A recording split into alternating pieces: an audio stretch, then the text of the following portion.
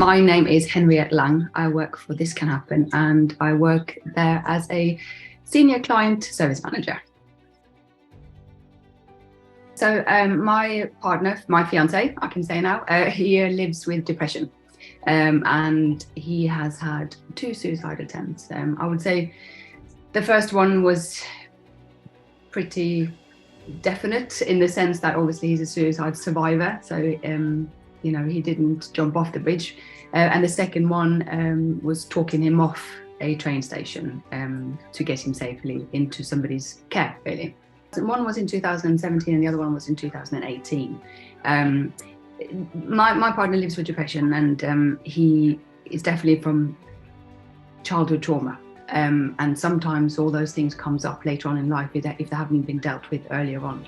And his depression manifests itself pretty bad, really. So he was in the Navy, he played rugby, and I think all of his issues sort of were hidden by drink and that attitude and what it was like to be in the Navy and play rugby and with the lads, and he didn't really talk about anything. And then later on in adult life, these kind of issues have come to the surface for him, and then realizing there's a lot that he had to deal with, and that then has manifested itself in a depression as well. So the depression sort of has been around for many years, and he knew that, but then finding the cause of it has been taking a longer time to find, obviously. So the first suicide attempt in 2017, there was a lot of factors going on in his life that made him a bit difficult. He luckily texted me to say bye. And we have had open conversations beforehand about suicide and suicide attempts and things, and he actually used to rate bridges out of 10. So which bridge that he would think that would be a good one to take his own life, minimum impact on others and so forth. He had actually thought about it. So I actually knew which bridge he was at when he texted me, because I knew which one he'd rated out of 10 and which one was nearby. So managed to get the police there, and he was taken away to hospital for a week in a secure unit and looked after. But then obviously when he came out, he didn't have anywhere to live. So we didn't live together at that point, and he didn't have anywhere to live. So he actually came and stayed on my sofa. So he was let out of hospital with nowhere to go, and he came and stayed at my sofa for a month until we found him his own place and got him settled and sorted. And then the second one was when he was on a train on his way home. He'd actually coincidentally done a talk about male depression and suicide and things in London, and he was on his way home, and obviously that talk sort of triggered a lot for him. And when he was on the train this time around, he talked to me. So he said, I'm feeling really suicidal, and all I can think about is throwing myself in front of that train. I can't get that thought out of my head. So I managed to call the British Transport Police, who were amazing. And I said to them, can you stay on the platform when he comes in on that train and just grab him, keep him safe until I can get there. And they did. They were amazing, very caring and understanding, and talked to him. And it wasn't a danger to anyone else, just to himself. And then he stayed in the hospital for 24 hours, but was then released to myself. It's evident, obviously, it's got an impact on the person who wants to take their own life. But around everybody around you, there's a massive impact, because firstly, you have to down tools for everything in your life. That person becomes obviously the center of your attention because you want to keep them safe.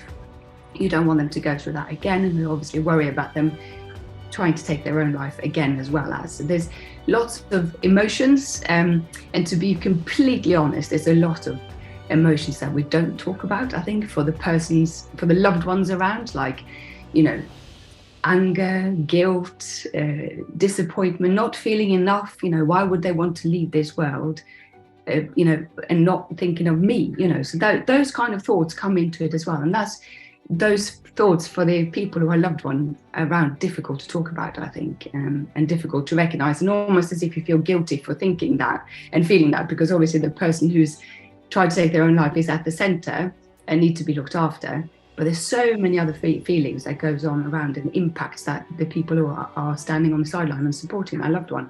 For us, luckily, to the more positive, and I don't mean that in a that's a good thing for him to go through what he did, but he knows himself that he doesn't want to be in that situation again. So he's obviously done a lot of work on himself in order to improve his own mental well-being, and it's taken him to wanting to do that. As a partnership, I think that we are very open with each other, very candid and open. I mean, I can spot within a second that there are suicidal ideations going on in his head, and if he's feeling low, and we have that open conversation. You know, I said, you know, where are you at? You know, how are you feeling today? What's going on? And then we discuss it and then see what I need. But I think the most important thing is to have that open conversation and reassurance for each other, and not thinking that you can fix them, but you can be there for them. So one of my standard thing is that I control what I can control. I can't control his feelings and his depression, but I can control that I constantly reassure him that I'm here. You know, I'm always here. Lots of hugs, and knowing that I can't change for him, but also looking after myself at the same time. So I always say to people, if you can create like a little bubble around yourself, so knowing that their depression is not a focus on you, it's not yours to carry. They carry their depression, but you can carry their love for that time being, and you know, in being a reassurance. Right now, he's in a very good place, and have done a lot of work on himself to get to that place. When he did have his suicidal attempt and he was feeling really low, he actually opened up to one manager and sat in front of a manager and said, I am feeling suicidal. And the manager just brushed it off and didn't say anything. So he's not with our workplace anymore, needless to say. And it was definitely not the right environment for him to work in. Now is in a different kind of environment where he can be more supported and helped if needed. But I think from a workplace point of view, it's not being afraid of having that conversation. So if somebody say that they are feeling suicidal, then take that conversation. You're not going to push them into suicide by having the conversation about suicide. And there's a lot of people who live with, on a daily basis, suicidal ideations, but dismiss those thoughts as soon as they come in. But it's actually quite normal. There's a lot of people who are feeling like that we don't actually talk about. So yeah, for a workplace, I think that for him is finding the right place to get that best amount of support, really. Myself campaigning for reducing stigma around mental health, I didn't dare to tell them to start with, because I was worried that they would think that I couldn't do my job if I said to them what I was dealing with at the time. So it took me some time before I actually said, this is what's happening. And they've been very supportive when I did open up and said, oh, you know, you need all the support that you can get, and what do you need, flexibility and so forth. But it's interesting that that stigma lies within there, that you wouldn't dare to say it. And I think that as a carer, you think that you have to do everything really well. You have to be on the ball with everything and still do your job. And for me personally, that after his first suicidal attempt, you know, that week that I looked after him, work was a bit of an escapism for me. It was quite nice to dig myself into something. So we have to be aware of that as well in the workplace, that even though people are dealing with difficulties and things at home, sometimes the workplace can be a safe haven and a place that they really need just to feel a bit of normality as well as. So it's on a very individual basis, I think, what you need from your workplace to support you through being in that kind of situation. Yeah, so we don't have any children together, but we have our separate children and children that live with us from both of our previous relationships. And I've always been really honest with the children.